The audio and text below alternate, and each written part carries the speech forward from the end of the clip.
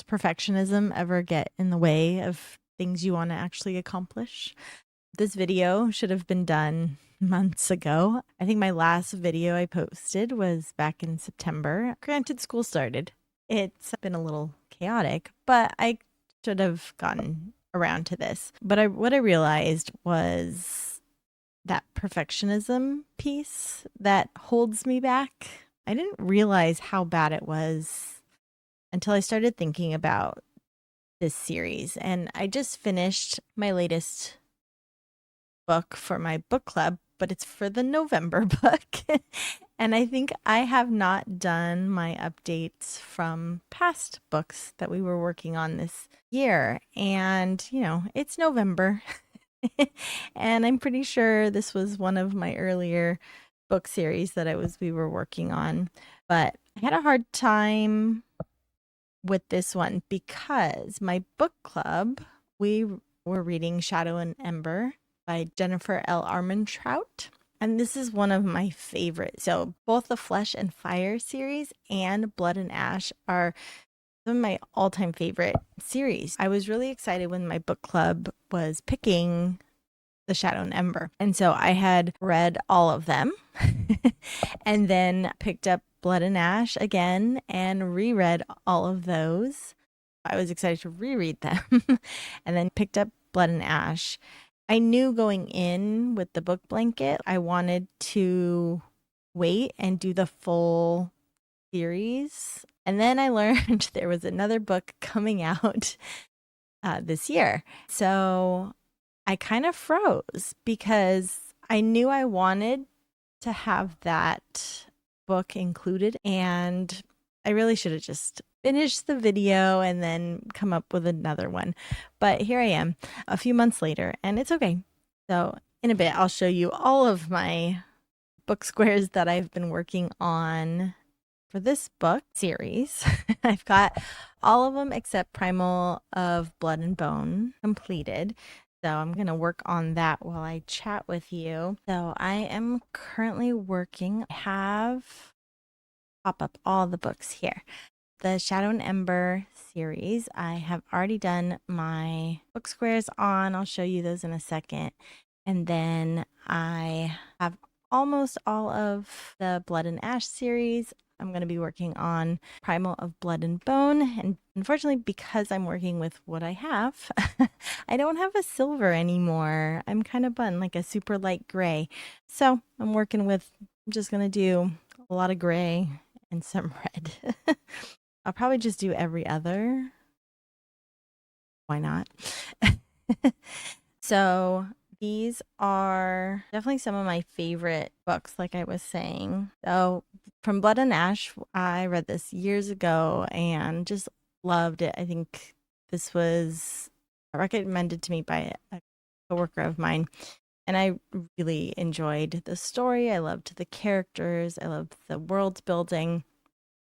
It follows the characters Poppy and Cass. Then we have the prequel, which is Shadow and the Ember, the Flesh and Fire series, which goes through with Nyktos and Sarah. If you are first time reading this, spice level's pretty high. It's definitely more of an open door experience. So you're looking for that. I am on this. I think I'm gonna just do every other gray, red, gray, red. Make it easier on myself to get it done because I think it's been really holding me back getting things done because I want them done a certain way and then they just sit there. Paralysis of never ending things that are just waiting for me, but I know I want to get them done. And so that realizing I hadn't published anything since September was a wake-up call of no, you just need to get over it and do it. Anyways, so Shadow and Ember, if you do read the series, people come from it in different ways. Because Shadow and Ember is a prequel, you're going to be introduced to a lot of characters that will eventually show up in the Blood and Ash series. I personally would not recommend reading Shadow and Ember for a while. I'm sure there's like people who know exactly which books to read and when and what order to read them in. But for spoilers, I would definitely read Blood and Ash first, but then read Shadow and the Ember before you get to like what, maybe Soul of Ash and Blood. Definitely before Primal of Blood and Bone. I really think that because I had read Flesh and Fire series before reading this latest book, it made it more enjoyable because I knew who the characters were when they were popping up. That there's some overlap at the end of the Blood and Ash series. And so that's my own personal recommendation with that one. I don't want to like give away too much of the story. I feel like no fun when you get the spoilers. It is around gods and demigods and primals. Oh, great environment, a world. I love it. It is a darker one. There's some darkness to it. So I would suggest maybe lightening it up. I've noticed in between big series like this, it's nice to grab a smaller series or something lighthearted. Right now, I am just finished my book club book and I'm not going to go on to the next the series. It's currently reading Lightlark, so that'll come out eventually with my book blanket here. But I kind of needed a reset. So I'm back into my like self-help, self-development, spiritual manifestation zone. I'm currently reading, oh gosh, I don't even remember. I'll talk about it later. It's been good. It's kind of a good reset after being in fantasy worlds for so long. It's good to tap into some other parts of my brain. Sometimes I feel like reading fantasy can become an escape in a way, like when things are hard. My reading, listening to books is my absolute escape. And I love it because you're immersed in a different world. And it's just great to escape into that world. So I'm back out of that little funk, making sure that I'm moving forward with goals and things I want to achieve. Finishing this blanket is definitely one I want to finish before the end of the year. And we're getting so close. When I'm recording this, it's November 17th. And it's so close to Thanksgiving and then Christmas. I really want to get this blanket done before then. So I think what I'm going to do, because I get so stuck on having everything perfect, that I'm just going to work on my blankets while I chat with you. And not necessarily about the book, but I'll give a tiny little review and see if I recommend the book or not and my thoughts. But then maybe just kind of chat. So if you want to hang around and just sit and chat with me, do. My mom and I have done a few markets this season since October. So been doing one a month until October. And then we started doing a little bit more. So we're back in that market space. We had a market at the beginning of the month, and then I have a market coming up this weekend. I actually have two. So I'll be in two places, Saturday and Sunday, which is really exhausting, especially working full time because I don't get a break. And so it makes it really hard. But this weekend is actually perfect timing because it's our Thanksgiving break. And this is actually the second year district is giving us the full week for Thanksgiving. Before we didn't have the full week. So this is definitely a treat for me to have that full, I'm going to sit back here, have that full week off for Thanksgiving. We're not going anywhere. We're just staying home, but it'll give me a really big chance to catch up on all the the goals I've been putting aside when the school year begins. Definitely those first couple months are really challenging, getting back in the swing of things, getting the kids in the groove, finding the routines. But this year I am teaching my commercial arts class, which I get to do all the fun things, make stickers, and I teach them Adobe Illustrator, all the great things. I have a digital photography class that's been a bit challenging this year. It's very boy heavy. There's a lot of boy energy this year.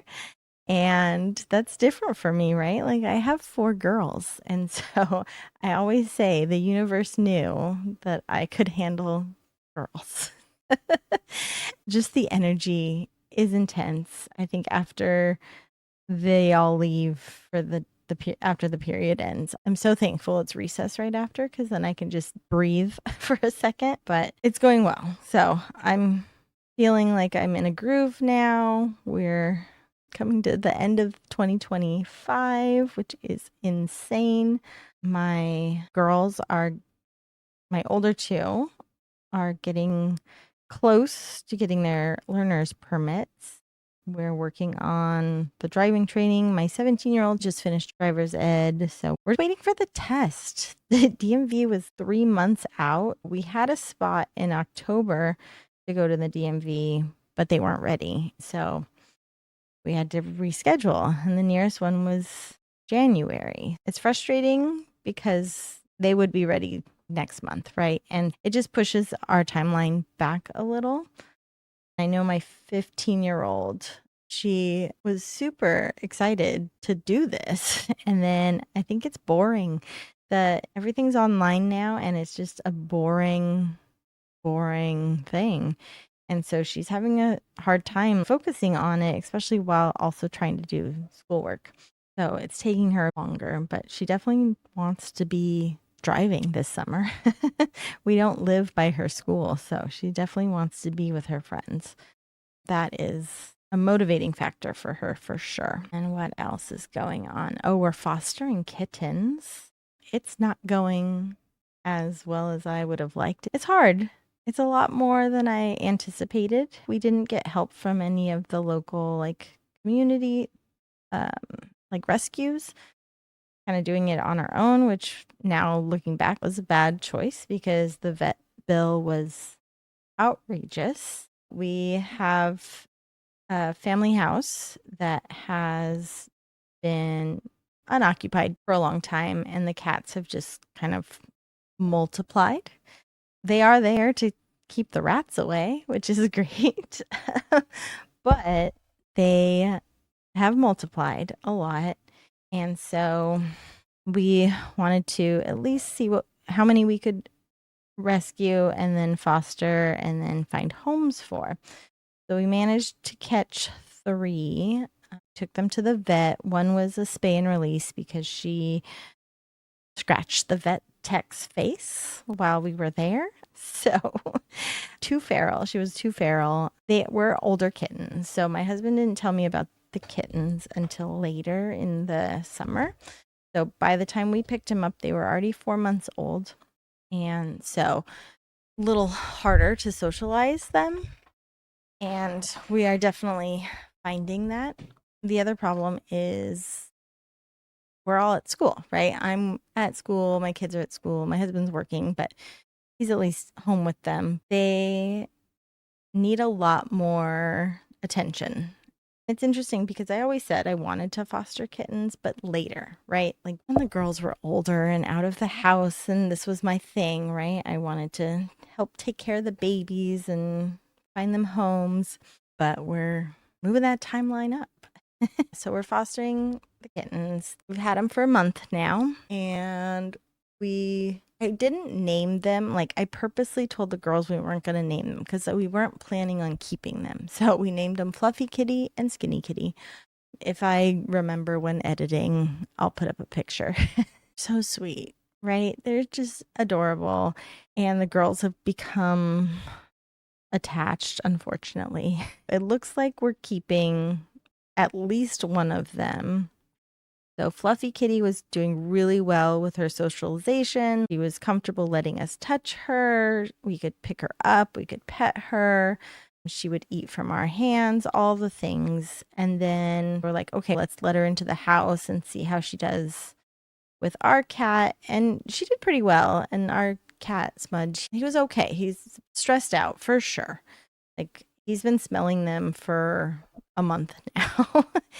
And I think it stressed him out. He's a pretty anxious cat in general. So we brought in Fluffy Kitty. We kept an eye on her while they were together, and it was going okay. Nothing bad. We figured she can come in more. So she's been coming in more. She's still super skittish. I think it's going to take a lot of work, lots of treats, and working with her before she'll actually not run away from us. It's interesting because in the little playpen that we were using, she was so like friendly and she wasn't as scared of us as she is now.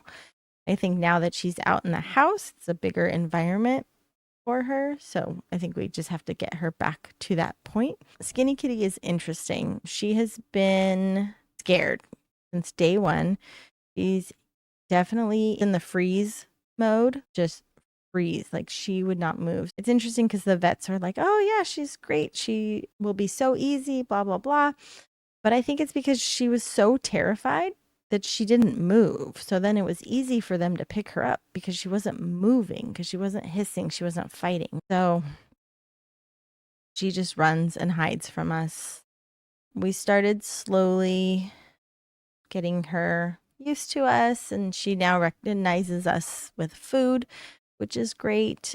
So she definitely comes when it's food time. I've started to be able to pet her while she's eating, which is a huge step, but she's immediately scared as soon as she's done eating. She's funny. She hisses and then meows.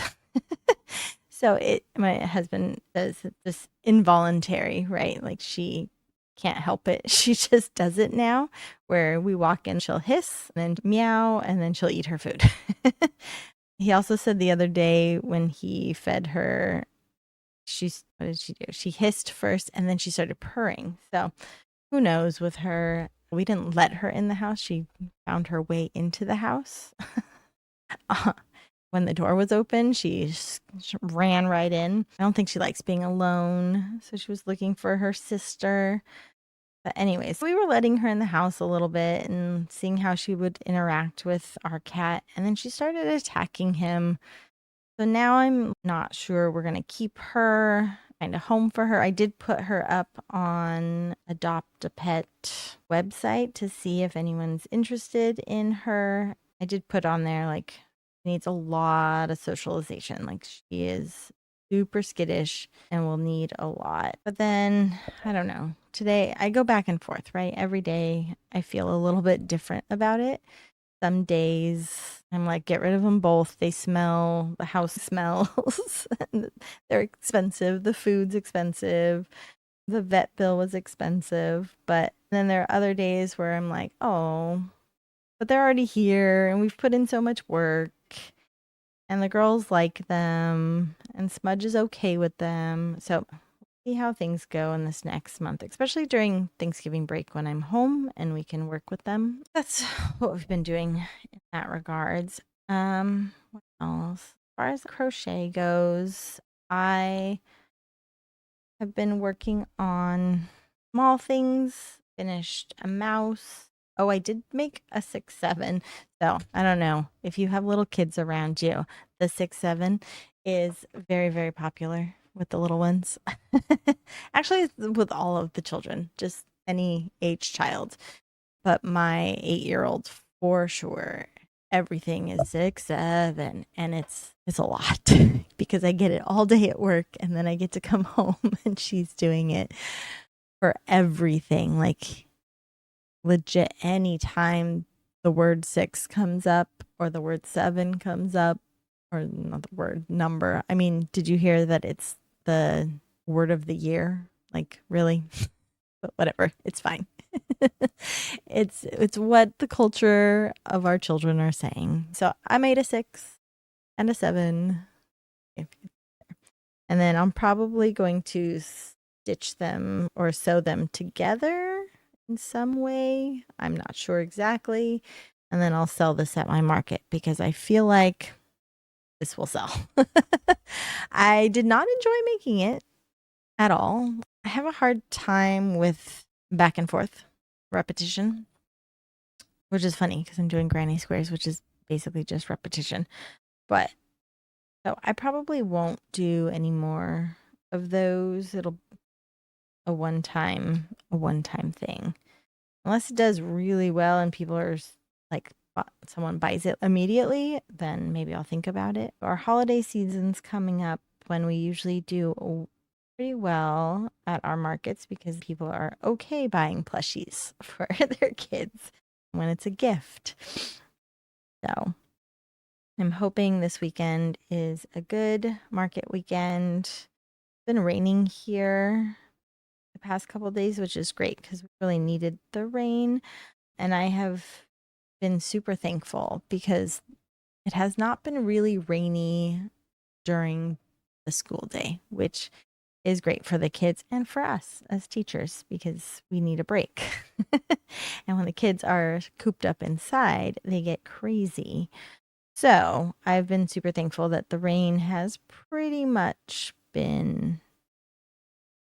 it's been nice. Today we did have a soft lockdown at school. We had a coyote on campus. It was a little tiny scraggly thing right outside my classroom. Unfortunately, it happened to be on campus right before lunchtime. So, of course, it wasn't raining, but we did have to stay in our inside. The elementary school, I work at a K-8, and the elementary school had to stay in for their lunch. And then it was the time for us to switch class periods. And so we made it work, right? And and then the animal control came and took the little guy away. But everyone who saw the coyote said it was just super cute and small. So that was a big adventure for today. Okay, I finished, I think. 1, 2, 3, 4. Nope, I have one more row to go. Let me pop that picture back up. Do I want to do a round of gray? Maybe a darker gray. I'll do a darker gray on the outside. It's not quite what I would have envisioned, but it works. I'll go in with the darker gray. The Shadow in the Ember was our May book for our book club. I read this back in May and then binged the whole series, including Blood and Ash. Primal of Blood and Bone just came out recently, so of course I binged that. We have read a lot of books since then, so I have a lot to catch up on. I already did the Ship of Bones and Teeth. So that was our June book. And then in July, we read Rhapsodic, which was fantastic. I still need to do my book blankets for that. We read Trial of the Sun Queen. I need to get that series in. Holy moly. I read a lot of books since then. I have a lot of catching up to do. So see if I can stick to it again because I really do want to finish this blanket. I think that would be a huge accomplishment for me to have a blanket that represented all the books that I read that year. September we read Reign of Shadows and Endings, and then had The Witch Collector. This month was Lightlark. A lot of things to catch up, especially because a lot of them were series. So I definitely finished the series. So Rhapsodic had a few books to it. Trial of the Sun Queen had a few books to it. Reign and Shadows and Endings had a few books to it. The Witch Collector had a few books, but I actually ended up not finishing the second book. I'll probably talk about that when I do my book blanket thing for that one. Oh, and then thrown in there was The Fall of Ruin and Wrath by Jennifer L. Armentrout. That was good, but I didn't realize it was the beginning of a new series. So I'm waiting for that one. I really like finding series that are already complete. Those make me happy. because waiting is not fun. And then forgetting, like, even though I read Blood and Ash again this year, so that's my second time through, and I still had to do like a recap before I could read A Primal of Blood and Bone, just to refresh my memory. Oh, you stuck with me this far into the video. Thank you so much. Thanks for hanging out with me. This isn't my usual just sit and chat, but I really needed to get something out, and this was the easiest, the least amount of prep work. Sit and chat with you. Do want to get some more tutorials out. I have my little hoodie hopper hiding up there. You can't see him in here, but I do have one more pattern that I wrote that I do want to get up here. I got my Merkitty up. If you haven't checked that out, please go check it out. The doorbell, she's up there, my little Merkitty. No, I've wanted to put together some really basic, quick tutorials for all of you. If you've stuck with me this long, I know you want to watch.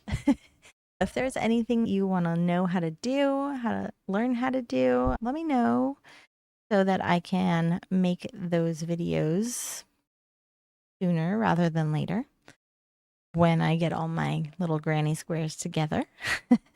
I will be doing a video on how to sew your squares together as well as blocking. I am not a pro at blocking. It's definitely a skill. I've done it twice. Once when I made my little mushroom bag, and then another time when I made my sweater. Talking about mushroom bags. If you follow me on Instagram, you saw I made a turkey bag, and it makes me laugh, and I love it so much. Got little drumsticks, and looks like a little Thanksgiving turkey. And it's super cute, and it's a bag, so you can wear it and put stuff in it. It was just something I needed, something fun to do. I've been looking for projects. I know I do markets and I sell my plushies, but I've been looking for things that are just a little bit different so that it's not the typical like leggy frog or chicken, the basics that everybody buys, but it's more of the creative side of crochet. I made a mouse. I started a witch. One of my favorite pattern makers, Pocket Full of Posies, is a witch pattern, and it's to die for. I love it, but I just never got around to it. October was crazy. I did do her head, and she's so cute. Look at how pretty she is. I love her so much. I just wish I could finish her. Her body is somewhere downstairs. I need to finish her. Maybe for next Halloween, she'll be ready. I don't like having work in progress projects because I often forget all the things. I forget about it first off. I forget what hook I use. Even if I took a picture with the hook, I'm not going to remember that I took that picture and then having to go look for that picture. So it's tricky. I like to get my projects done, which again goes into that perfectionism and, the paralysis of like getting things done because I don't want to move on until this one's done. But sometimes you just need to move on and get it done. I'm so close, almost there. And then this series is done, or at least this little book series, not my series, but until the next book comes out. Did not expect there to be a cliffhanger, and there was. I'm hoping to get this video out into the universe before Thanksgiving. I'm going to round my favorite, I would say my favorite Thanksgiving side dish would be stuffing. I love the stuffing or dressing, however you call it. But I love my dish that I make is always the mashed potatoes. I make a good mashed potato. So I do like making the mashed potatoes, and then I make candied yams with the marshmallows on top. The only time we get to eat that basically dessert as a side dish. So if you're still here with me, thank you again. Appreciate you being here. Tell me your Thanksgiving sides favorites. If you celebrate, obviously. you don't celebrate Thanksgiving if you're not in the US, then that doesn't count. But maybe you have some thoughts on a favorite side dish. So next Thanksgiving, so we booked, we're gonna go see a concert in Ireland next Thanksgiving. We picked it because the band is only playing in Europe, not here. And so they're only playing over there. And it just happened to line up perfectly with my Thanksgiving break. So we bought the tickets, and I am working this year towards making sure that we're saving enough money to get over there, make sure I find the best flights and hotel. We're going to be in Dublin because that's where the concert is. So if you have any suggestions, if you've been there, or if you have always wanted to travel there and you have a list of places you want to go. Someone I was talking to at my hairdresser yesterday said to go check out the jail and to make sure to get the tour of the jail because they tell you the history of Ireland, which I love. I love all that historical stuff. So that definitely is on my list. And then I definitely am planning on spending some time watching maybe some Irish movies, shows. I want to make sure that I can understand the accent, reading the Gaelic language, and some of those, like, there's a lot of names, some Irish names that I do not know how to pronounce. It's like in, what book is that? Fourth Wing. All the dragons are Gaelic names, and then I listen to audiobook, and so I listen however they pronounce it. They pronounced it. But I was watching a TikTok and somebody was actually pronouncing them correctly, and I was like, "Oh, that is not at all how the audiobook reader pronounced them." But it was just interesting because I would assume that the author would check that, right? If your narrator for your book isn't reading the names correctly, unless the author didn't know and just found Gaelic names but didn't know how to pronounce them. That's interesting. Huh. Because I would assume if it's your book turning into an audiobook, you would make sure that your characters' names are pronounced correctly. So that's interesting. Food for thought. All right, I finished. Here it is. I'm going to go through and show you my book squares for all the books I read. Okay, let's start with Shadow in the Ember, since that is the prequel. So I've got my first one with the reds and the grays. All of these pretty much have the reds and the grays. The Light and the Flame has a little bit of green in there for the leaves. Fire and Flesh, I think I messed this one up because not like messed it up. Is it this one? No. Maybe it's this one. It's been so long. Okay, so I think it's this one because there's like silvers, blacks, and reds and gray in the center. And then we have Born of Blood and Ash, adding in the silvers, whites, and the golds there. Okay. And then we have from Blood and Ash. This must be from Blood and Ash because we have the, the, what is it? The sword and the arrow in the center. Okay. And then we have the out of the blue white. Everything is there's black in almost all of my book blankets. So anyways, here we go. The white one. It's got some silvers and some golds. As you can tell, again, not even close to being done. All my ends are still floating around. Okay, we're getting through it. Then we have a crown of gilded bone. Is this one? This one? That looks right, right? Yeah, this looks right.